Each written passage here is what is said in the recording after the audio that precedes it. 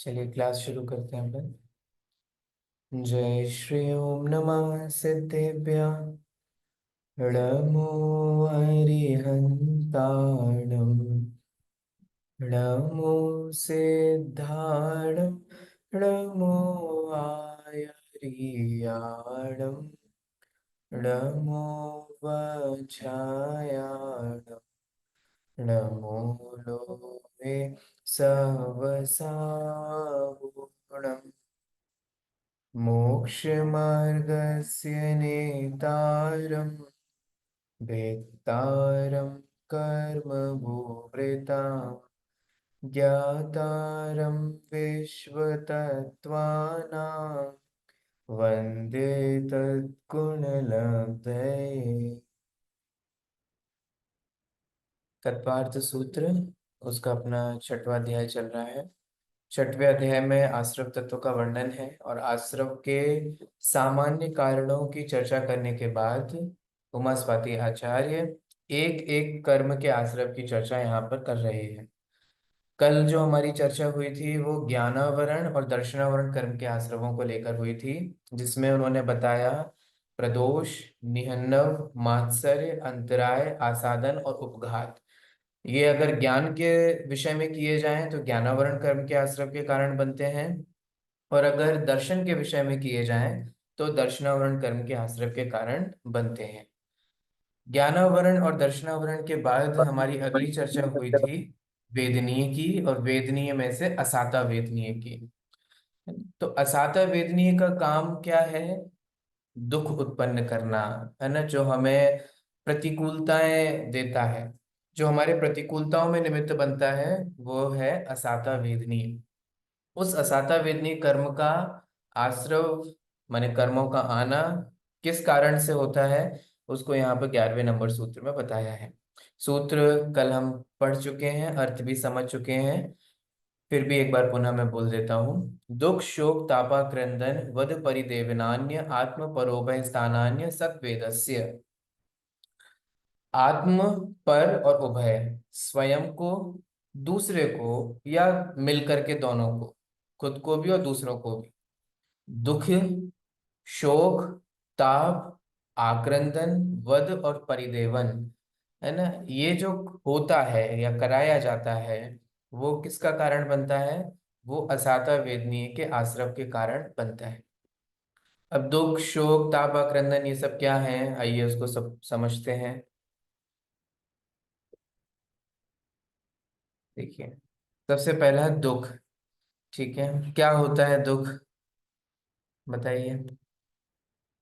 हमें क्या पता, हम तो दुखी ही नहीं है। नहीं है क्या? जिनवाणी तो कहती है कि आप दुखी हैं। जे त्रिभुवन में जीव अनंत, सुख चाहे दुखते भयवंत। इस तीन लोक में अनंतानंत जीव राशि जो है वो क्या कर रही है? वो सुख की प्राप्ति कर रही है और दुख से बचना चाह रही है। ठीक है, तो दुख क्या है? देखिए, पीड़ा लक्षण परिणाम दुख है, माने जिसमें पीड़ा उत्पन्न हो। ठीक है, जिसमें आकुलता हो। ठीक है, जो हमें आकुलित करे, जो पीड़ा पहुंचाए, वह दुख है। वो कई तरीके से होती है। वो किसी इष्ट के वियोग हो जाने से भी होता है। ठीक है, इष्ट माने जो हमें प्रिय है उसका वियोग हो गया, वो चला गया, तो हमें दुख होता है। जो हमें नहीं चाहिए उसका संयोग हो जाए, जिसे बोलते हैं अनिष्ट का संयोग। ये आर्त ध्यान के दो भेदों में से भी दो भेद हैं, इष्ट वियोगज, अनिष्ट संयोगज। ठीक है, वो हम आगे भविष्य में चर्चा करेंगे। तो जब किसी अपने का हमसे वियोग हो जाता है तो हम दुखी होते हैं, या कोई ऐसा व्यक्ति जो हमें नहीं चाहिए। ठीक है, ये फलाने फलाने रिश्तेदार आ रहे हैं आपके घर में, है ना, वो व्यक्ति आ रहा है, सुन के ही समझ मैंने सुन के टेंशन होने लग जाती है, अरे ये क्यों आ रहे, अब तो कलेश होगा, अब तो ये होगा, अब तो वो होगा। ठीक है, तो इष्ट का वियोग और अनिष्ट का संयोग। कोई निष्ठुर वचन कहता है तो उसको सुन करके हमें दुख होते, कोई बुरा बोल दे, कोई हमारी निंदा कर दे, हमारे बारे में गलत गलत बातें फैला रहा हो, इन सब बाह्य साधनों की अपेक्षा से उत्पद्यमान पीड़ा लक्षण दुख है। माने इन ये सब किसी भी कारण से जो आपको पीड़ा पहुंचे, है ना, वो पीड़ा जो है वो दुख कहलाती है। तो अब आप वो दुख खुद को पहुंचाएं, ठीक है, अपने आप को हर्ट करें, अपने आप को ही पीड़ा पहुंचाएं, दूसरे को दुखी करें, या खुद भी दुखी हों और दूसरे को भी दुखी करें। ठीक है, उससे किसका बंद होगा? असाता वेदनीय का। शोक क्या है? शोक कब करते हैं? कि जब कोई हमारा उपकार करने वाला हो, हितैषी हो, इष्ट हो, और जब वो हमसे चला जाता है, ठीक है, हमें छोड़ करके चला जाता है ना, भवांतर में चला जाता है, उसकी देह परिवर्तन हो जाता है, तो हम उसके बारे में बार बार सोच सोच करके जो हमारे रोते हैं, मानसिक दुखी होते हैं, वो क्या कहलाता है? वो कहलाता है शोक। ठीक है, तो इस तरीके से खुद शोक करना, दूसरे को शोक कराना, या उभय रूप से, दोनों रूप से करना। अगला है ताप, है ना। ताप का मतलब क्या होता है? ताप का मतलब होता है बेसिकली जलना। ठीक है, तो कब जल, वो ईर्ष्या वाला जलना नहीं, वो अंतर वाला जलना, है ना। जब अपवाद हो रहा हो, हमारे बारे में बुरी बुरी बातें पहुंच चल रही हो, ठीक है, निंदा हो रही हो, हमारे ऊपर आरोप लगाए जा रहे हो, है ना, और फिर जो हमें ताप होता है, ताप में एक भेद होता है पश्चाताप। ये तो कई बार आपने सुना होगा, है ना। पश्चाताप, पश्चाताप क्या होता है? रिग्रेट कहते हैं इंग्लिश में, लेकिन पश्चाताप किसी कार्य के होने के पश्चात, माने बाद में ताप करना। तो मूर्ख लोग होते हैं जो पहले कार्य करके फिर दुखी होते हैं बाद में।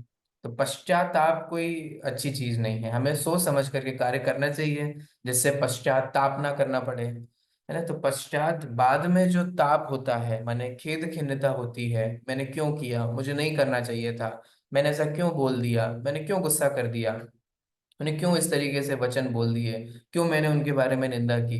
तो इस तरीके से जब खुद का हो रहा हो, किसी दूसरे का कर रहे हो, या खुद का या दूसरे का, है ना, इस तरीके से जब ताप रूप प्रवृत्ति होती है तो वह असाता वेदनी के आश्रम का कारण बनता है। ठीक है, अगला है आक्रंदन। आक्रंदन क्या होता है? आक्रंदन का मतलब है कि मानसिक परिताप के कारण, माने बहुत ही भयंकर रोना, फूट फूट करके रोना। ठीक है, जैसे मैंने फेशियल एक्सप्रेशंस भी चेंज होते हैं, आंसू भी निकलते हैं, है ना, वो जो प्रवृत्ति होती है वो कहलाती है आक्रंदन। ठीक है, तो आप अगर आक्रंदन कर रहे हैं, आक्रंदन बहुत सिंपल भाषा में बोलूं, अगर रो रहे हैं, तो उमा स्वाति आचार्य क्या कह रहे हैं कि उससे क्या होता है? असाता वेदी का आश्रय होता है। इसका मतलब क्या समझ में आया? कल मैंने आपसे कहा था ना कि आपको बताना है कि आपको क्या समझ में आया, इससे अपने क्या लाइफ लेसन्स लिए, कुछ लिए कि नहीं लिए, कि सिर्फ पढ़ते जा रहे हैं। इस सूत्र से आपको क्या समझ में आ पा रहा है, बताइए।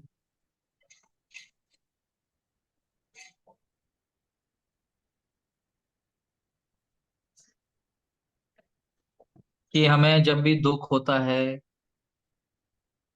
या फिर हम किसी चीज का रिग्रेट करते हैं, जो कि मतलब हमने जान पहले किया और फिर उसके बाद रिग्रेट करते, ये सब चीजों में हमें असाता वेदनीय कर्म का बंध होता है। तो इसका मतलब हमें ये सोचना चाहिए कि अगर हमने कोई पाप कर लिया तो उसके बारे में हमें कोई आलोचना, प्रतिक्रमण, पश्चाताप नहीं होना चाहिए। ठीक है, कोई बात नहीं, हो गया तो हो गया। क्या हमें ये समझ में आया? हमें क्या मतलब ऐसा ऐसा लेना इस चाहिए? पे इस पे इस पे मतलब प्रतिक्रमण या फिर उस पे अपना मतलब अ, विचार करना चाहिए कि हम दोबारा रिपीट नहीं करें। हम्म। देखिए, इससे आपको क्या सीख मिली, नहीं मिली, मैं आपको बताता हूँ कि मुझे क्या सीख मिली, मैंने क्या सीखा। ठीक है, देखो, इससे सबसे बड़ी सीख आप लोगों को ये लेनी चाहिए कि ये सूत्र हमें ये समझा रहा है कि दुखी होना, रोना, है ना, ये किसी भी चीज का सॉल्यूशन नहीं है। अगर प्रतिकूल परिस्थितियां हैं, माने मान लीजिए कि फेवरेबल कंडीशंस नहीं है, अनफेवरेबल कंडीशंस हैं, कुछ चीज हमारे फेवर में नहीं हो रही है ना, एंड इसकी लंबी चौड़ी लिस्ट हो सकती है। तो हमें क्या करना चाहिए? हम रोएं, हम गाएं, हम एक दूसरे से बुराई करें, ये ऐसा है वो वैसा है, ये ऐसा कर रहा है वो वैसा कर रहा है ना, ये इस तरीके से है वो उस तरीके से है, शरीर ये है वो है, मैं तो दुखी हूँ, मैं परेशान हूँ। यहाँ ये कहा जा रहा है कि इस तरीके के परिणाम जो हैं वो आपको असाता वेदनी के आश्रव का कारण बनते हैं। मैंने आपको दो चीजें समझाई थी। अगर अभी हमारे साथ ये प्रतिकूलता हो रही है, उसका मतलब है कि हमने पूर्व में उस प्रकार के कर्म का बंध किया है जिसका अभी उदय आ रहा है। और अगर अभी हम ऐसे पुनः परिणाम करेंगे तो इसका मतलब क्या हो गया? पुनः ऐसे हो कि हम ये मेक श्योर कर रहे हैं कि भविष्य में फिर से दुखी हो। माने वर्तमान में दुखी होना इस बात की गारंटी है कि हम भविष्य में भी दुखी होंगे। ठीक है, तो इसका मतलब ये है कि आप प्रतिकूलताओं में दुखी मत हो, क्योंकि दुखी होना कोई सोल्यूशन नहीं है ना। आकुलित होना, व्याकुलित होना, व्याकुल होना तो दुख से बचने का कोई उपाय नहीं। ठीक है, हम परेशान होते रहेंगे, टेंशन लेते रहेंगे, बहुत प्रवृत्ति होती है टेंशन लेना, एंजाइटी हो जाना ना, ये सब किसी भी चीज का सोल्यूशन, किसी को बार बार सोचते रहना, विचार करते रहना, उस दुखी होते रहना, ये किसी भी चीज का सोल्यूशन नहीं है। ठीक है, दुनिया में भी बोला जाता है कि ये सोल्यूशन नहीं है, और आपको उमा स्वाति आचार्य भी कह रहे हैं कि ये कोई उपाय नहीं है, क्योंकि इससे आपको असाता वेदनी का ही आश्रय होगा। वर्तमान में फिर से रिपीट कर रहा हूँ, वर्तमान में दुखी होना मतलब भविष्य के दुखी होने की तैयारी करना। और तैयारी क्या करना है, मैंने सुनिश्चित करना में कि भविष्य में भी आप दुखी हो। अगला है वध। वध तो आप समझते ही हैं, किसी को मारना। ठीक है, प्राण रहित कर देना। आयु आयु इंद्रिय श्वासोच्छ्वास आदि ये सब इसी से ही जीवन जीता है, और उसको वध कर देना मतलब उसको मार डालना। ठीक है, तो मारना, किसी भी जीव को मारना, ठीक है, वो भी किसका कारण बनता है? असाता वेदनी का। परिदेवन, है ना। ये परिदेवन का मतलब होता है, देखो आक्रंदन में तो आप रो रहे हो, परिदेवन में भी रोना ही होता है, लेकिन ऐसा रोना होता है कि आपको देखकर दूसरे को रोना आ जाए। ठीक है, तो होता है कई बार कि, है ना, जो आप टीवी सीरियल देख रहे हैं, है ना, पिक्चर देख रहे हैं, उसमें जो आपकी फेवरेट बहू है, उसके ऊपर जो अत्याचार होते हुए आप देख रहे हैं, तो उसके तो ग्लिसरीन के आंसू निकल रहे हैं, लेकिन आपके जो असली वाले आंसू निकल आते हैं उसके दुख को देख करके, है ना, तो वो भी असाथा वेदनी के आश्रय का कारण बनता है। तो इस तरीके से यहाँ पर दुख, शोक, ताप, आक्रंदन, वध और परिदेवन, इन सभी को असाता वेदनीय के आश्रव का कारण बताया है। ठीक है, अगर आप ध्यान की अपेक्षा समझते हो तो ये सब आर्त रौद्र ध्यान रूप है। ठीक है, तो और आर्त रौद्र ध्यान रूप तो असाता वेदनी का ही आश्रव होता है। तो अभी हमने पढ़ा कि असाता वेदनी के आश्रव का कारण क्या है। ठीक है, अब हम देखेंगे कि साता वेदनी के आश्रव का कारण क्या है। चलिए अगले सूत्र की ओर पढ़ते हैं। ये सूत्र समझ में आया आप सभी को?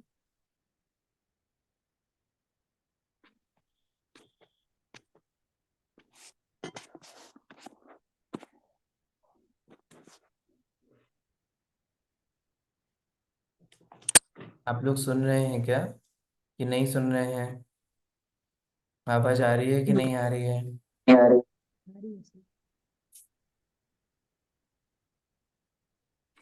आप लोग सर को आवाज आवाज आ पहुंच रही रही है? है। सर ठीक। मैं वीडियो ऑन नहीं करूंगी, मैं हॉस्पिटल में हूँ इसलिए, पर आवाज आ रही है। जी जी। सर मैं अभी ज्वाइन कर पाई हूँ, मेरा नेटवर्क इशू था तो मुझे कोई पहले का बात, कुछ भी नहीं पता चला। कोई बात नहीं। जी। चलिए सविता जी, आप जल्दी से स्वस्थ हो जाएं और आपके असाता का उदय जाए और साता का उदय आए, ऐसी हम भावना भाते हैं आपके प्रति। अब हम अगले सूत्र में ये पढ़ रहे हैं कि साता वेदनीय के आश्रव किस प्रकार से होता है, ठीक है, जिससे ऐसे असाता का उदय ना आवे। देखिए पढ़ते हैं। भूत वृत्त्यनुकंपा, दान सराग संयम आदि योग, शांति शौचमिति सद्वेदस्य। तो सूत्र से समझ में आ रहा है सद्वेदस्य, कि साता वेदनीय के आश्रव के कारण है। कौन कौन से साता वेदनी के आश्रव के कारण है? देखिए, भूत, व्रति, अनुकंपा। अनुकंपा करना, अनुकंपा क्या होता है जानते हैं आप लोग? क्या होता है अनुकंपा? दया दिखाना। हम्म। दया दिखाना। और क्या होता है अनुकंपा, बताइए। कभी अनुकंपा शब्द नहीं सुना किसी ने? सुना सुना है, है। करुणा भी हो सकता है सर। दया हम्म। तो होता ही है, मतलब करुणा करना, किसी पे दया करना एक। अच्छा, करुणा, दया, ये सब क्या होते हैं? इसको तो क्या मतलब है? करुणा दया का मतलब क्या होता है? मन से किसी की हेल्प करना। मन से हेल्प कर, बस मन से। मन, वचन और काया तीनों से ही। कभी कभी कुछ शब्द किसी को अच्छा बोल ले, जैसे आपने भी बोला आपके ऐसा वेदनीय का उदय बंद और साता हो, तो ये भी एक तरह से अनुकंपा ही है ना सर, वचन हम्म। से। ठीक। देखिए, अनुकंपा का मतलब होता है। रिस्पेक्ट रखना भी तो हो गया सर, किसी के क्या चीज? प्रति अच्छा आदर भाव रखना, हम्म। श्रद्धा आदर। ठीक, ठीक है। देखिए, हाँ बराबर है वो। अभी हम जब इसका अर्थ करेंगे तो दोनों घटित होंगे। अनुकंपा का बहुत सिंपल सा मतलब होता है, ये आप ध्यान रखिए, दूसरे के दुख में दुखी होना। बस इतना सा है। जब कोई सामने वाला प्राणी दुखी है, तो उसके दुख में दुखी होना माने उसके दुख को अपना समझना, उसकी पीड़ा को समझना। ठीक है। और जब आपके अंदर ये समझ उत्पन्न हो जाएगी, फिर आप चाहे मन से या वचन से या काया से जो कुछ भी करते हैं वो भी सब उसी के अंतर्गत आ जाता है। ख्याल में आ रहा है? तो एक अनुकंपा का मतलब होता है एक समझ, एक अंडरस्टैंडिंग, है ना? वो किस प्रकार की अंडरस्टैंडिंग है कि दूसरे के दुख, अगर देखो, हम क्यों नहीं जीव हिंसा करते हैं? जैन दर्शन में यही तो है, आचारांग आदि ग्रंथों में यही तो बताया है कि तुम उन्हें भी जीव समझो। जैसे तुम नहीं मरना चाहते हो, तुम नहीं दुखी होना चाहते हो, तुम नहीं कुचला जाते चाहते हो, तुम नहीं चाहते हो कि कोई तुम्हें मारे पीटे, है ना, दुख देवे। ऐसे ही जगत का हर जीव यही चाहता है। ठीक है। तो जैसे कि कोई भूख से पीड़ित हो, तो विचार करते हैं, अब दया आती है ना, तो दया कैसे आती है? अरे बेचारे ने कुछ खाया नहीं, तो सोचो अगर हम नहीं खाते 2 दिन से तो हमारे को क्या हालत होती। तो ये अंडरस्टैंडिंग पैदा हुई तभी तो हमें उसके प्रति कुछ देने का भाव आएगा कि लो भैया ये खा लो, ऐसा कर लो, ये कर लो, मतलब जो भी आप करते हैं वो सब उसी के अंतर्गत। तो भूत अनुकंपा और वृत्ति अनुकंपा, अनुकंपा शब्द एक बार है और वो दोनों में लगेगा, भूत में भी लगेगा और वृत्ति में भी लगेगा। भूत, भूत पे भी दया करनी है। भूत तो पड़ जाते हैं ना, किसी के पीछे पड़ जाते हैं, है ना, तो उन पे भी हम दया करें। देखिए, वो भूत का मतलब होता है जीव। आप लोगों ने भक्तामृत स्तोत्र पढ़ा है? पढ़ा है कि नहीं, हाँ या ना बताइए। तो एक रेफरेंस बताओ। Yes sir. उसमें एक छंद में आदिनाथ भगवान को भूतनाथ बोला है, याद है? वो तो स्तर है। यद्भूत यद्भूत भूत तद्भूत। चलिए मैं बता देता हूँ, किसी को भी भक्तामृत याद, काव्य याद नहीं है, ये तो मैंने बहुत घरों में पढ़ा जाता है, बोला जाता है। नहीं, भूत भूतनाथ, भूत भगवान को भूतनाथ बोला है। कोई बात नहीं, मैं भी पर अभी याद नहीं आ रहा। याद नहीं आ रहा ना। भक्तामृत तो पूरे याद है, पर अभी एकदम माइंड में नहीं आ रहा। कंठ की यद्भूत। विद्या बोलो। अंट को दाम, समय पड़े पे आवे काम। समय पड़ने पे काम में आना चाहिए, वरना तो आपको याद है इसका क्या मतलब है? हमारे पास बहुत पैसा है, लाख दो नहीं, अभी कुछ नहीं है तो क्या मतलब है? हमारे पास, हमें बहुत याद है। चलिए कोई बात नहीं, हो जाता है। नाट्यद्भुतम, आगे बोलिए। नात्यद्भुत। भूतम हम भुवन भुवन भूषण भूषण भूतनाथ, आ गए भूतनाथ। भूतनाथ आ गया। तस्या भवन्ति भवता भविष्यति। हाँ, चलिए अच्छी बात है, बहुत से लोगों को याद है। नाट्यद्भुतम भुवन भूषण भूतनाथ, हे भगवान नाट्यद्भुतम, इसमें कोई अद्भुतता नहीं है। अब मैं पूरा अर्थ नहीं बताऊंगा उसमें। भूतनाथ, हे भूतनाथ, भगवान आदिनाथ को, आदिनाथ की स्तुति की गई है ना, पहले तीर्थंकर की स्तुति है। हे भगवान आप भूतनाथ हो। क्या अर्थ होता है भूतनाथ? भूत मतलब संसार के सभी प्राणी, सभी जीव, उनको बोलते हैं भूत। और हे आदिनाथ, तुम इन संसार के सभी प्राणियों के क्या हो? स्वामी हो, नाथ हो, परमेश्वर हो, परमात्मा हो, इसलिए आप क्या हो? भूतनाथ। ठीक है, तो हे आदिनाथ आप भूतनाथ हो।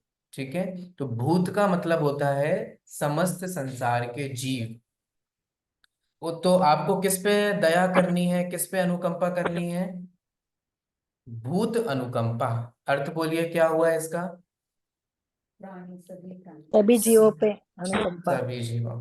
अब ध्यान से सुनना, एक कॉन्सेप्ट बताता हूँ। जैन दर्शन में तो सभी जीवों को दया करने की बात कही है, सभी पर करुणा करने की बात कही है, स्पेसिफिक जीवों पे नहीं। समझ रहे हो क्या कह रहा हूँ? माने इसको बचाओ और इसको मार डालो, ऐसा नहीं होता है। सर्वानुकंपा दे देना। आपको ख्याल में आया? तो भूत से भी वही हुआ ना, भूत मतलब संसार के सभी जीव, और उन पे अनुकंपा करनी है। तो सभी जीवों पे ऐसा नहीं, देखो कहने का मतलब क्या है, ऐसा नहीं कि हम चींटे को तो बचाएं और चींटी को मार डालें, ये भेदभाव नहीं चलेगा। ठीक है, मुर्गी को तो बचाएं और बकरे को मार डालें। ख्याल में आया है? समझ में आ रहा है? तो भूत अनुकंपा मतलब संसार के सभी जीवों पे दया की बात है, स्पेसिफिक जीवों के लिए नहीं। ठीक है, जैसे कि हम गाय को बचाएं लेकिन भैंस के बारे में नहीं सोचें, भैंस को बचाएं तो बकरी के बारे में नहीं, सभी के, माने संसार। अनुकंपा का मतलब होता है उनकी पीड़ा को अपनी पीड़ा समझना। ठीक है, अगर कोई दुख हो, कोई कष्ट हो, तो उस कष्ट का निवारण हम जितना कर सकते हो, वो बात है। व्रती अनुकंपा, व्रती कौन कहलाते हैं? व्रती जिन्होंने संयम अंगीकार किया हो, अणुव्रत लिए हो या महाव्रत लिए हो। ठीक है, तो उनके जीवन में जो कोई कष्ट होवे, बहुत विहार आदि के या इस इन सब चीजों के जो कष्ट होते हैं, है ना, तो उसको अपना समझना, उनकी सेवा करना, है ना, वैयावृत्य करना, वात्सल्य दिखाना, वो सब उसके अंतर्गत आ जाता है। ठीक है, तो भूत अनुकंपा, व्रती अनुकंपा। दान, दान क्या होता है? दान के बारे में उमास्वाती आचार्य खुद आगे के सूत्रों में बताएंगे, इसलिए वो मैं भी नहीं बता रहा। ठीक है, दान मतलब दूसरे के कल्याण के लिए अपनी चीज देना। ठीक है, जब हम किसी दूसरे के भले के लिए अपनी कोई चीज देते हैं तो वो दान कहलाता है। ठीक है, सराग संयम, सराग संयम क्या होता है? आपके साथ राग के साथ जो संयम हो। ठीक है, तो संयम के साथ जो राग हो वो क्या होता है? जब सराग संयम होता है, तब राग सहित क्या प्रवृत्ति होती है? स्वाध्याय की प्रवृत्ति होती है ना, स्तुति की प्रवृत्ति होती है, लेखन की, पढ़ने की, पढ़ाने की, अपने चर्या पालन करने की, ये सब क्या है? ये सब सराग संयम के अंतर्गत आएगा। ठीक है, तो ये सारी प्रवृत्ति भी किसका कारण बनती हैं? साता वेदनीय का। और योग, शुभ योग जो हो वो भी साता वेदनीय का कारण बनेगा। शांति और शौच, ठीक है, ये भी साता वेदनीय के आश्रम के कारण बनते हैं। इसमें ये देख लीजिए, आपको ये अच्छा रहेगा, इसमें सबके बारे में है। ठीक है, नहीं है।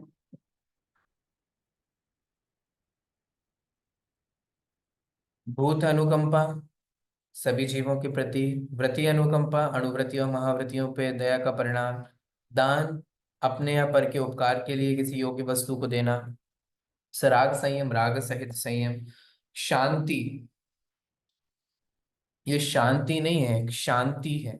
ठीक है, इसका मतलब होता है अशुभ भावना पूर्वक कषायों की निवृत्ति करना, कषायों के अभाव करना।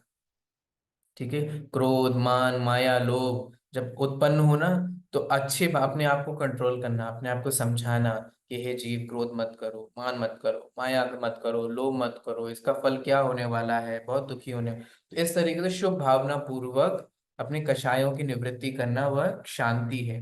और शौच, शौच का मतलब होता है लोभ कषाय का त्याग करना। ठीक है, तो लोभी व्यक्ति मत बनिए, संतोषी बनिए, क्योंकि संतोषी सदा सुखी। और जो जिन जीवों के संतोष होता है उनको साता वेदनीय का आश्रव होता है, और जिन जीवों को संतोष नहीं होता उनको असाता वेदनीय का आश्रव होता है। ठीक है, चलिए। तो इधर रहना था क्या, प्रिंटिंग शौच धर्म भी होता है क्या? दश धर्म में शौच धर्म भी होता है। एक मिनट रुकिए। चलिए, तो आपको ये समझ में आया साता और असाता का। अब अपन एक दूसरे से परस्पर पूछते हैं कि सब सुख साता है कि नहीं है। आप लोग बताइए, सबके सुख साता है कि नहीं है? Yes sir. है सबके सुख साता? Yes sir. चलिए, बहुत अच्छी बात है। लेकिन किसी भी जीव के सदा सुख साता रह ही नहीं सकती। ठीक है, तो लोग व्यवहार में भले ही हम एक दूसरे को हाँ सब ठीक है, सब ठीक है, सब ठीक है, सब बढ़िया, लेकिन कर्मोदय की व्यवस्था से देखें तो हमेशा किसी भी जीव को सदा काल साता का उदय नहीं आता, और हमेशा किसी भी जीव को सदा काल असाता का उदय नहीं होता। ये परिवर्तन होते रहते हैं, साता से असाता में, असाता का साता से। ठीक है, तो इस तरीके से हम अपने जीवन में प्रतिकूलताएं देखते रहते हैं, अनुकूलताएं देखते रहते हैं। कभी फेवरेबल कंडीशंस होती हैं, कभी अनफेवरेबल होती हैं, कभी सब कुछ अच्छा होता है, कभी बुरा होता है ना। तो इस तरीके से साता और असाता का उदय जीवन में चलता रहता है। तो किसी भी जीव को हमेशा सुख नहीं है, माने साता का उदय नहीं है, और किसी भी जीव को हमेशा दुख नहीं है, माने असाता का उदय नहीं है। अच्छा, एक मुझे कहानी याद आ रही है, आप लोग सुनेंगे? समय है आप लोगों के पास कहानी सुनने का? कहानी में तो सबको इंटरेस्ट होता है। एक बार अकबर ने बीरबल से बोला कि बीरबल, तुम बहुत बुद्धिमान व्यक्ति हो, तुम ऐसा करो कि मुझे अपनी दीवार पे कुछ लिखवाना है, लेकिन चैलेंज ये है कि ऐसा कुछ बताओ जिसे मैं सुख के समय में पढूं तो मैं सुखी ना होकर के दुखी हो जाऊं, और अगर दुख के समय में पढूं तो दुखी ना होकर के सुखी हो जाऊं। ऐसी ऐसी कोई पंक्ति बताओ, बताइए आप लोग, हमारे बीरबल जी की हेल्प कीजिए। कोई बात नहीं है, बीरबल को भी बहुत दिन का टाइम मिला था, आपको भी मैं एक दिन का टाइम दे देता हूँ। ठीक है, आप सोचिए एक समय दिन पे में कुछ था शायद, समय पे और कुछ था। बताइए। हाँ हाँ हाँ हाँ, राष्ट्रीय जी सही समय पकड़ रहे जा हो। रहा है या समथिंग लाइक दिस। हम्म। राष्ट्रीय जी बहुत पास हैं, बहुत नजदीक हैं उत्तर के। चलिए, आप लोग सोचिएगा, ठीक है, कल मिलते हैं और तब बताएंगे। अब हम अगले कर्म की ओर बढ़ते हैं, मोहनीय कर्म की ओर। उस मोहनीय के दो भेद हैं, दर्शन मोहनीय और चारित्र मोहनीय। ठीक है, जैसे वेदनीय के दो थे ना, साता और असाता, ऐसे ही मोहनीय के भी दो भेद होते हैं, दर्शन मोहनीय और चारित्र मोहनीय। दर्शन मोहनीय कर्म क्या काम करता है? दर्शन, दर्शन का मतलब,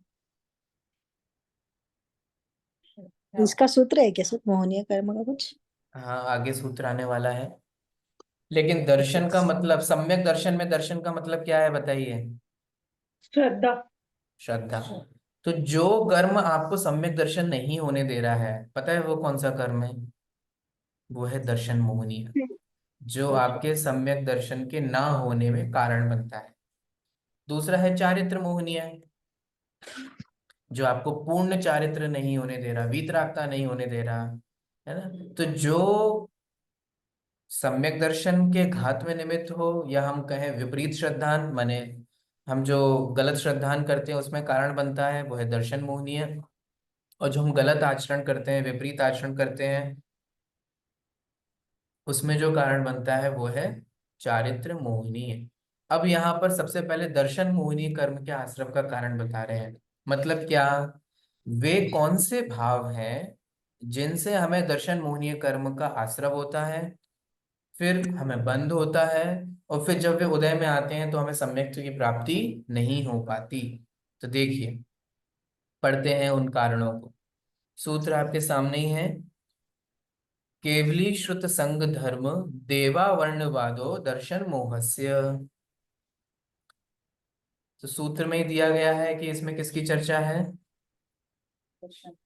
दर्शन मोहस्य, कि दर्शन मोहनीय के आश्रवों की चर्चा है। तो दर्शन मोहनीय कर्म का आश्रव किस किस कारण से होता है? केवली श्रुत संग धर्म और देव, इनका अवर्णवाद करना। अवर्णवाद क्या होता है और क्या इसका, कैसे इनका अवर्णवाद होगा, वो हम आगे समझेंगे। अभी सूत्र की मीनिंग समझ लीजिए।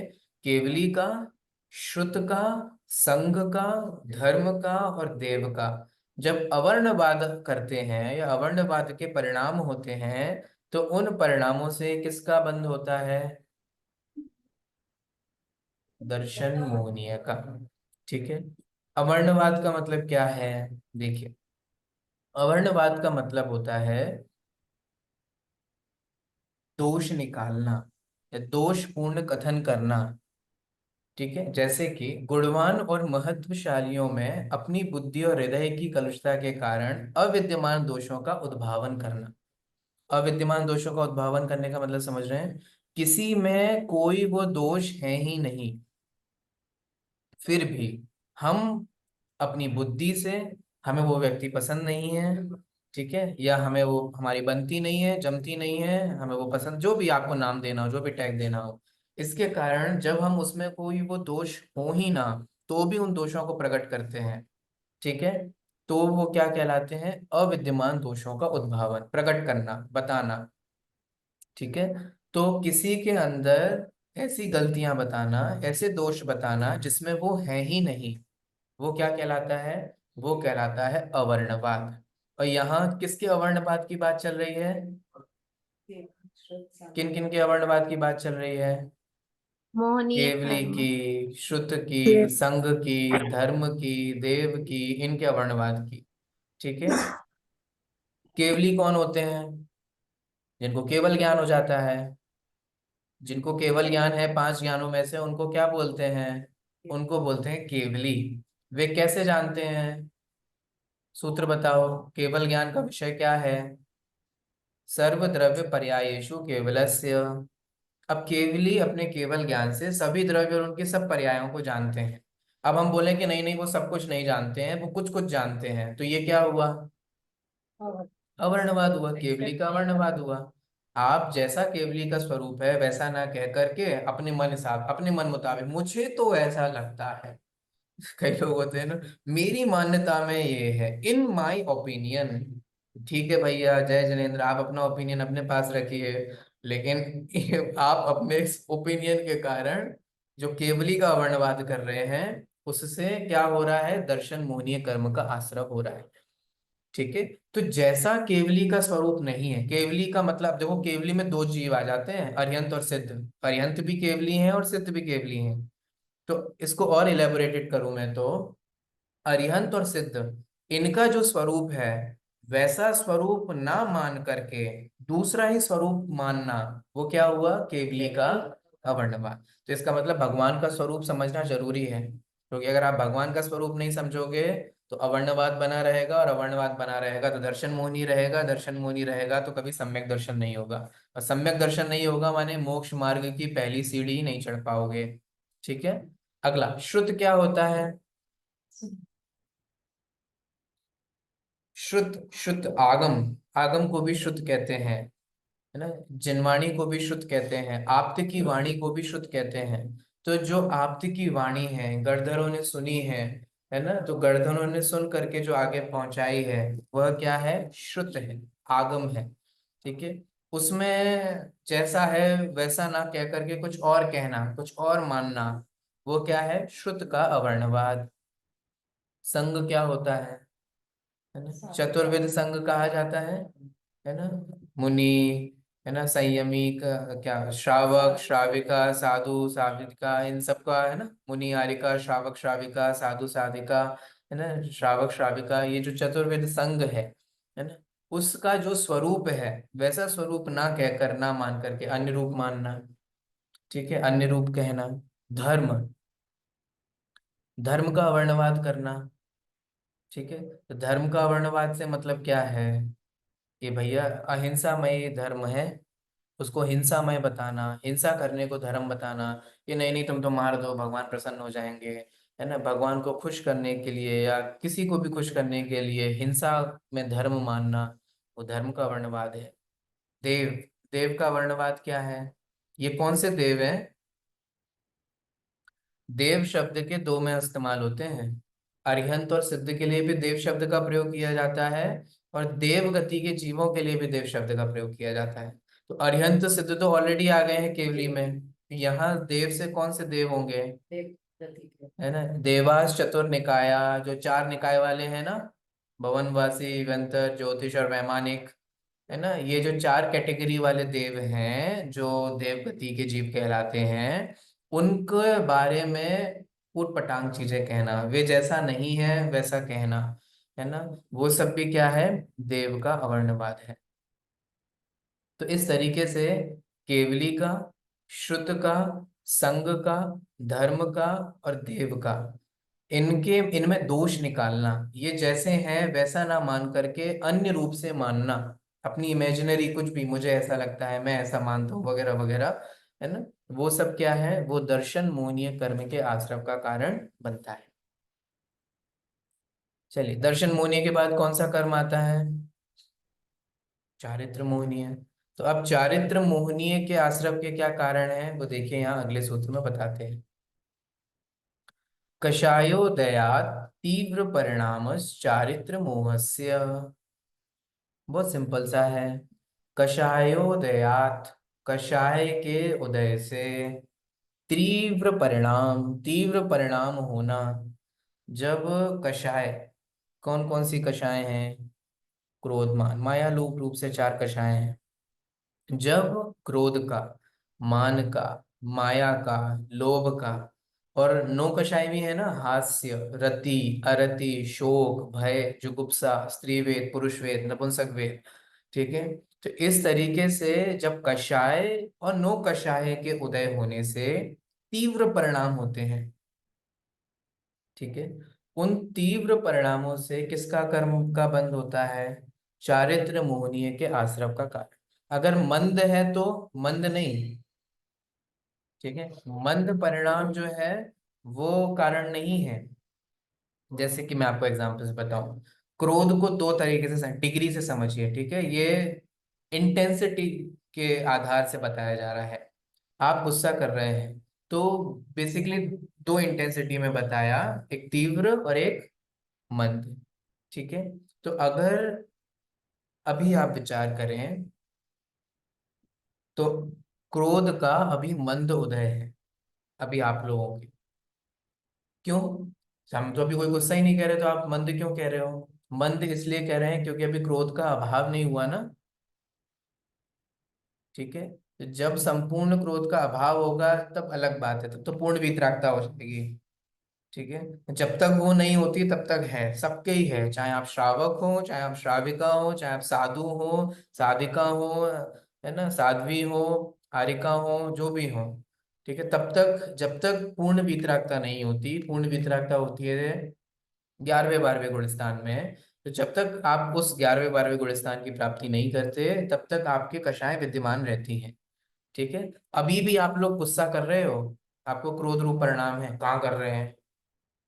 है, मंदोदय चल रहा है। तो फिर जब हम करते हैं तब, जब वो आप जो एकदम जो भी रूप धारण करते हो, जो भी आप उसको नाम देते हो, जब आप वो रूप धारण कर लेते हो ना, तब तो तीव्र उदय वाली चीजें हैं, तब तो पूरी दुनिया को दिखाई देता है कि अरे भैया आज मूड ऑफ है, बच के रहना, है ना, आज गुस्सा बहुत हो रहा है, आज मेम साहब को बहुत गुस्सा आ रहा है, आज चुप ही रहो, उसी में भलाई है,